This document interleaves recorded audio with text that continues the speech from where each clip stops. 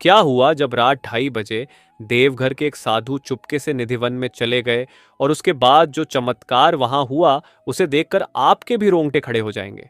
Video शुरू करने से पहले भगवान श्री कृष्ण के सभी सच्चे भक्त कमेंट बॉक्स में जय श्री कृष्ण अवश्य ही लिखें और हमारे चैनल को सब्सक्राइब करके बेल आइकन को जरूर क्लिक कर लें।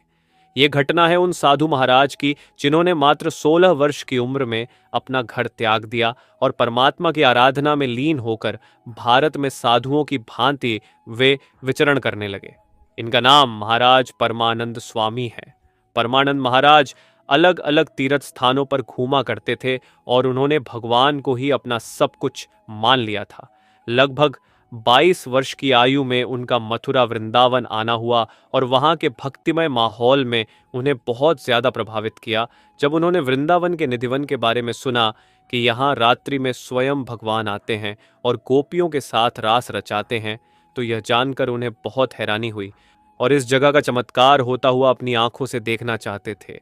निधिवन बहुत ही शांत जगह है जहां भगवान की आराधना बड़े ही ध्यान से की जा सकती है। ऐसे में निधिवन के एक कोने में परमानंद महाराज भगवान के ध्यान में लीन हो गए। देखते देखते शाम के 6 बज गए और सभी पुलिस वालों और वहां के गार्ड ने जितने भी लोग अंदर थे सभी को बाहर निकाल दिया, क्योंकि रात्रि के समय किसी भी व्यक्ति को निधिवन में रुकने की अनुमति नहीं है। इधर कोने में परमानंद महाराज अभी भी ध्यानावस्था में थे और निधिवन के दरवाजे लगाए जा चुके थे। देखते देखते रात हो गई और उस रात्रि को भी वहां एक ऐसा चमत्कार हुआ जिसे परमानंद महाराज में अपनी आंखों से देखा। प्रातः काल से ही वह भगवान कृष्ण के ध्यान में लीन थे, लेकिन रात्रि को 2:30 बजे उनके कानों में कहीं से बहुत ही ज्यादा गुनगुना की आवाज आने लगी। कुछ देर और प्रतीक्षा करें तो उनके कानों में बहुत ही मधुर बांसुरी की आवाज सुनाई देने लगी।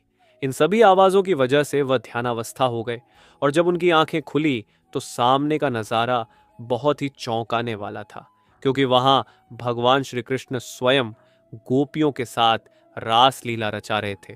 कहते हैं भगवान को सामान्य आंखों से नहीं देखा जा सकता, उसके लिए दिव्य शक्तियों की आवश्यकता पड़ती है। क्योंकि परमानंद महाराज 16 वर्ष की उम्र से ही भगवान की आराधना में लीन रहते थे, शायद इसी वजह से उन्हें यह दिव्य दृष्टि प्राप्त हुई।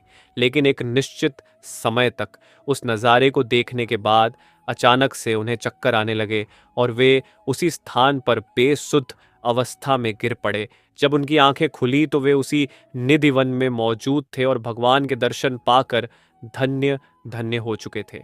उन्होंने कुछ खास लोगों को इस बारे में बताया, लेकिन किसी ने उनकी इस बात पर यकीन नहीं किया, जिसके बाद परमानंद महाराज वृंदावन के ही होकर रह गए। इसके बाद उन्होंने कोई तीर्थ नहीं किया और उन्होंने वृंदावन को ही अपना समस्त तीर्थ मान लिया।